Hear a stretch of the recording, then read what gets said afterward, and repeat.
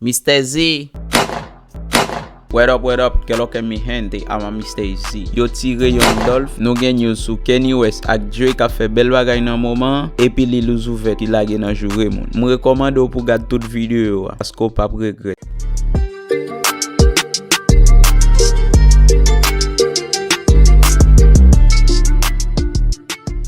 San pa fait trop parler en pile, an al nan news yo. Pour moun ki pat konnen qui est Young Dolph la e. Vrai non lycée Adolphe Robert Jr. Li fait le 27 juillet 1985 à Chicago. Si te gen yon ti chiri nos zami yo te konrele Dolph Gabbana. Puis c'est son nèg qui nan rap la longtemps. On paquet gros artiste bal respect pour ça le fait nan hip hop la. Ki te sorti premier album ni en 2016 qui te titré King of Memphis. Monsieur mouri à 36 ans. Ça passe en réalité sous l'ambo monsieur. Comment le fait moun? À Memphis nan 4 heures environ ça de l'après-midi. Monsieur campé machine ni devant un magasin, li campé pour l'acheter quelques bagailles. Nèg yo gèl t'a suivi monsieur longtemps parce que yo kon habitué tirer sous lui déjà, li pas mouri. En 2017, nèg yo te tiré un rara bal même si pas mouri. Mais jeudi à 17 novembre 2021 à 4h, nèg yo fin ak la vie monsieur. Nèg yo gaspillé monsieur à cartouche. Li pas même gen chance pour aller l'hôpital. Ça met tristesse kay yon paquet gros artiste k'ap di monsieur pas kon nan compte à moun, li te très sage. Comment le fait mourir dans condition ça? Comme aux États-Unis sont glissé lié tout ti moun gen zam sa cause ou ka die à n'importe moment. Rest in peace pour Young Dolph qui n'a ni reposer en paix. On passe pour Kanye West à Drake. On pas oublier dou des nèg sa yo c'est des artistes qui toujours nan compte. Toujours gen ti parle en pile entre des nèg sa yo. Nèg sa yo te gen yon bon ti temps et demi mais hier qui était 16 novembre là, yo te vle offrir hip hop la yon l'autre bagay, yon l'autre visage parce que yo c'est des grands rap. Yo réconcilier. Nan moment ma parle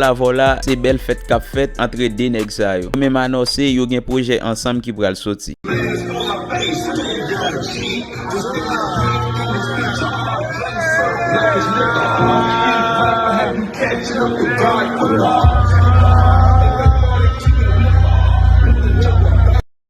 Lil Uzi Vert, nous connaissons état santé monsieur pas de bon pas vrai. En conseil gain qui t'a fait 15 novembre blanc, staff li, docteur dit que li pas en état de santé pour la jouer. Mais monsieur pas attendé, li aller quand même. L'el rivé, li rivé en retard parce que moun yo te font paquet en attendre. Tout bagay commencé bien passé. Mais dans mi-temps programme nan, nèg yo coupé micro nan bouche monsieur. Pas gen moun qui compte pour qui ça nèg yo fait ça. C'est là même li commencé di vieux bagay. La jouer fanatique yo, li senti le vexé, voyer micro nan foule là. Travis Scott annulé concert là. Un concert t'a fait plus que 6 millions de dollars là-dedans. D'après ça, le fait qu'on est, li pas en position pour le faire concert et jouer programme. Pour ban moun sa yo qui te mouri dans premier concert là. Il dit le sentil triste, balion ti vacances, puis pour bagay yo recommencer, jan yo te avant. C'est là n'a campé pour vidéo aujourd'hui, n'a mando pour abonner à la chaîne là, like vidéo, partager la avec amis, famille, n'importe question gen pour moi, fais-moi comme ça dans espace commentaire, n'a pour dans yon l'autre vidéo. Mr. Z.